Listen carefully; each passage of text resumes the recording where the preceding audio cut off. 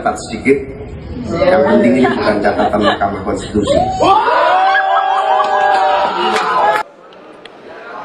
Saya lagi nyari jawabannya.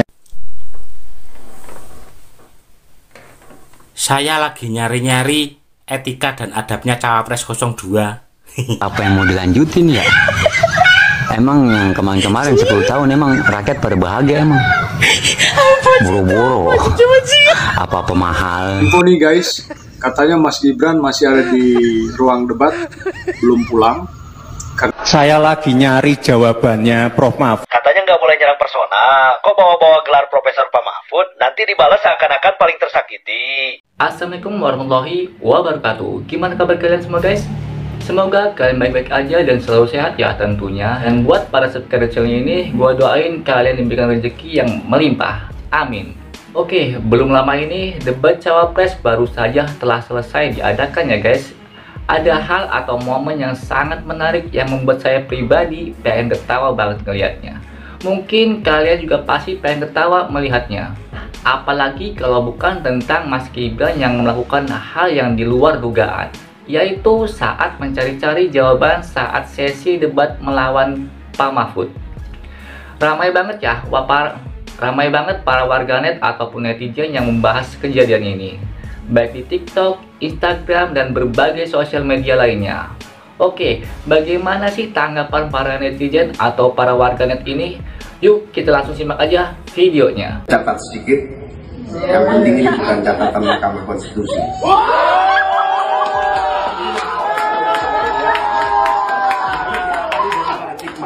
Paradigma pembangunan kita itu apa?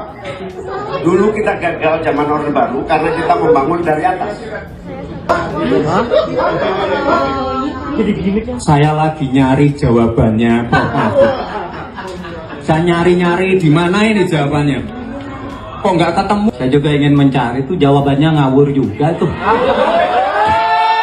Gibran itu jawabannya itu dipatahkan dengan kenyataan yang sudah ada gitu. Oke. Jadi kalau mau bilang normatif, oke lah kalau kita mau bilang tiga-tiganya normatif. Tapi menurut saya Gibran paling normatif itu. Iya, tapi karena apapun jawabannya terbantahkan dengan apa yang terjadi. Dia bilang misalkan kalimat penutupnya dia, hilirisasi. Kayak saya tidak akan bosan-bosan ngomong hilirisasi industri. Nikel atau apa segala macam akan memperbanyak lapangan juta lapangan pekerjaan orang baru. Di Morowali tenaga kerja asing itu, tambang itu.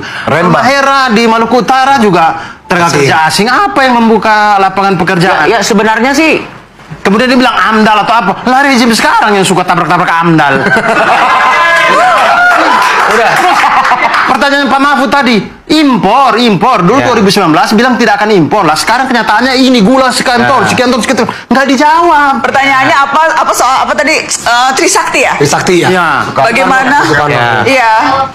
Ya itu yang. Jadi menurut saya apapun yang dikatakan Gibran sekarang ini terbantahkan oleh fakta yang sudah terjadi. Dan itu harus ya dia mengadres itu dengan ya jawab kegagalan bapak lu itu. Ya. Kalau gua lihat juga beberapa hari yang lalu tuh Pak Tom Lembong emang sempet ngambil follow spot. Jadi dia ada di podcast, terus dia bilang saking banyaknya produksi nikel yang dibikin di sini, harga nikel di dunia tuh jadi turun. Oke. Dan mungkin kayaknya kenapa dia nyerang Tom Lembong terus? Itu. Dan itu memang hal yang memang tadi diungkapkan juga di situ ya. Dan itu tidak dibantah oleh Gibran. Ternyata memang produksi kita yang terlalu banyak, akhirnya kemudian di pasar karena supply demand supply-nya kebanyakan ya akhirnya ya harganya jadi turun. Ya masuk akal juga, mungkin sakit hati kali ya. Ya apapun. Saya lagi nyari jawabannya. Saya lagi nyari-nyari etika dan adabnya Cawapres 02. Tak cari-cari kok nggak nemu ya etikanya ya. Gimana nih? Masa ini yang dibilang mewakili anak muda? Etikanya mana bos? Oh ya, satu lagi. Masa seorang cawapres cerdas kok nggak paham aturan debat? Sampai berulang-ulang melanggar. Tapi ya nggak heran sih. Aturan MK aja dilanggar kok, apalagi cuma aturan debat.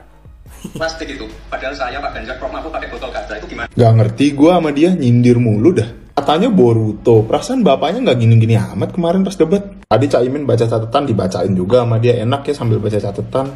Apa sih? Gua kagak ngerti sama coach atau yang ngelatih si Mas Gibran ini. Kalau mau kasih bumbu-bumbu nyindir kayak gitu tuh ditaruh di terakhir. Substansinya dulu nih, jawab pertanyaannya dulu. Baru ntar terakhir punchline-nya nyindir tuh nggak apa-apa.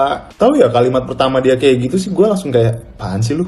Gue ngerti beliau nih diremehin. Dibilang gak punya pengalaman. Umurnya juga masih paling muda dibanding yang lain. Jadi ya emosinya masih paling panas lah. Cuman dulu bapaknya juga diremehin gitu loh. Dan bapaknya nggak gitu-gitu amat balesnya. Dibilang dari Solo lah, nggak tahu apa-apa, plonga-plongo. Pas debat sama Prabowo zaman dulu ya juga dihajar-hajar juga, ya dia sabar-sabar aja. Itu yang bikin rakyat respect, itu yang bikin rakyat milih. Apalagi buat orang yang emang kagak ngerti, yang masih bingung. Bisa kayak, aduh kasihan lah Jokowi, ya udahlah gue pilih. Sama aja waktu itu pas Prabowo diserang, terus di-shoot terus tuh muka-mukanya kan. Terus banyak yang orang yang nggak tahu apa-apa jadi kesian, jadi milih. Lalu kalau misalkan kayak gitu mah ya angel mas. Kalian strategi pembangunan yang sedang dilaksanakan oleh pemerintah di bawah kepemimpinan Pak Joko Widodo sudah benar. Saya akan teruskan strategi yang sudah benar ini. Lagian nggak apa yang mau dilanjutin ya? Emang yang kemarin-kemarin 10 tahun emang rakyat pada bahagia emang. Boro-boro. Apa-apa mahal, apa-apa naik. Itu yang mau dilanjutin kayak gitu. Ih, oh maksudnya mau ngelanjutin kebahagiaan mereka gitu. Ya, mereka mau bahagia. Nah kita nih rakyat kecil sengsara. Ih, gue mah gak mau lah ngelanjutin yang kayak gitu-gitulah. Gue mau pengen perubahan. Dari pasangan Prabowo Gibran, simpel saja solusinya. Iupnya dicabut, izinnya dicabut, simpel. Ya, saya ingin menanggapi terkait dengan pertanyaan Pak Mahfud kepada Gibran mengenai tambang ilegal yang masih marak di Republik ini. Nah, bagaimana solusinya? Kemudian Gibran itu menjawab, simpel saja. Tinggal cabut saja iupnya, cabut saja izinnya. Begitu jawaban Gibran. Ya, tapi permasalahannya tidak sesimpel itu, bosku. Yang ditanyakan itu kan tambang ilegal. Artinya apa? Artinya kalau tambang ilegal, itu kan tidak ada izinnya. Jadi apanya yang mau dicabut coba? Mikir gak Gibran ini? Ya sekarang permasalahan itu kan belum bisa diselesaikan oleh bapaknya, Pak Jokowi selama ini sampai detik ini.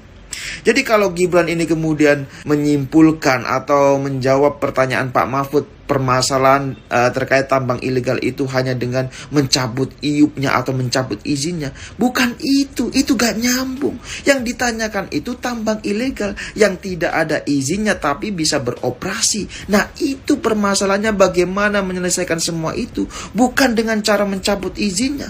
Kalau mencabut izinnya itu tambang-tambang yang legal tapi mereka itu melanggar. Nah itu baru bisa dicabut izinnya. Jadi paham gak? Cobalah Gibran ini, jangan kebanyakan gimmick. Nah melihat semua ini, saya jadi ingin bertanya kepada Gibran. Kira-kira kalau cawapres yang bisa maju dari hasil putusan pelanggaran etik di MK, bisa dianulir atau bisa dicabut gak izinnya? Nah gimana menurut teman-teman semua? Info nih guys, katanya Mas Gibran masih ada di ruang debat, belum pulang. Karena masih nyari-nyari, ada yang ketinggalan. Belum nemu katanya. Tolong ya diinfokan supaya pulang aja. Nah, bagaimana guys? Lucu banget kan? Serius, ini di luar dugaan banget ya menurut gua pribadi. Karena biasanya kalau di debat seperti ini, apalagi ini skala nasional, biasanya orang tersebut akan menjaga kewibawaannya. Tapi ini sangat di luar dugaan ya guys. Oke, selanjutnya juga masih ada video lainnya dari para netizen. Coba kita simak lagi ya guys. Saya lagi nyari jawabannya Prof Mahfud. Saya nyari-nyari di mana ini jawabannya. Kok nggak ketemu jawabannya? Katanya nggak boleh nyerang persona. Kok bawa-bawa gelar Profesor Pak Mahfud? Nanti dibalas seakan-akan paling tersakiti. Pendukungnya nangis-nangis lagi. Jawab pertanyaan itu dengan argumen, bukan dengan sentimen. Sorry ya. Gibran ini ngeyel, tidak paham, atau kebiasaan dia yang melanggar aturan saudara. Sudah dijelaskan oleh KPU, tidak boleh menggunakan istilah-istilah, tembakan kata-kata di dalam debat. Agar masyarakat Indonesia paham apa yang dikatakan oleh calon pemimpin bangsa ini. Tetapi tetap juga masih dilakukan. Sehingga diselepet oleh Caimin. Ya, Caimin bilang gini, di sini bukan untuk tebakan kata-kata. Level kita adalah level pemimpin nasional, bukan seperti anak SD, anak SMP. Jangan-jangan ijazah kita ijazah palsu. Itu kata Caimin ya. Masya Allah, jawaban yang luar biasa. Ya, pemimpin itu perlu kita gali isi kepalanya. Bagaimana bangsa kita ke depan akan dibawa. Masya Allah, ini bukan level kepala desa, ini level nasional. Kepala desa aja nggak boleh seperti itu ya. Lagunya Belimbing Sayur semalam, elah, gue nyelap banget ngelihatnya apa. Pakai nunduk-nunduk ngeledekin orang, harusnya nggak boleh begitu. Kita nih harus punya adab sama yang tuaan. Biarpun kita benar kata Caimin, yang namanya lawan debat tuh teman diskusi, ya nggak? Nah, bukan berarti ledek-ledekan. Lah kalau begitu mah debat sama gua aja, ya nggak? Siapa yang tepuk tangannya paling banyak, siapa yang ketawanya paling rame, berani gua kalau debat model begitu. Tuh kita nih debat itu semalam itu kan yang nonton nasional, ya nggak? Nah, anak muda coba pikir ulang dah, masa kita punya pemimpin begitu gayanya? Ya mikir, kalau yang pada kuliah mikir lah. Gua aja malu ngeliatnya, kalau bisa gua sebagai pendukungnya semalam gua nonton dia gua pakai helm. Saking malunya. Tapi Gibran ini udah licik, nggak punya akhlak. Orang memberikan jawaban, itu kemudian jawabannya dianggap, wah itu bukan jawaban yang benar. Dan selalu memancing-mancing emosi sehingga itu kemudian membuat para pendukungnya tepuk tangan. Wah ini kan nih. Orang nggak punya adab, mancing emosi, tapi pendukungnya malah bangga. Ya, tapi itulah mungkin dari resiko para pendukung yang tidak paham bedanya antara kritikan dengan penghinaan. Jadi dulu gitu ya, yang tidak bisa membedakan antara kritik dan menghina itu biasanya adalah orang-orang yang anti dengan Pak Jokowi atau orang-orang yang mendukung Prabowo di tahun 2014-2019 lalu. Biasanya orang-orang ini nih yang nggak ngerti bedanya antara menghina dengan mengkritik. Tapi sekarang karena mungkin Gibran sudah bergabung ke Prabowo, jadi tambah bingung kayaknya. Jadi sama-sama atau ikut jadi tidak paham bedanya antara kritikan dengan menghina. Jadinya dia melecehkan, menghina gitu ya, tapi tidak merasa bersalah sama sekali gitu. Jadi kalau kelakuan minus yang seperti ini gitu ya, masih terus-terusan dibela.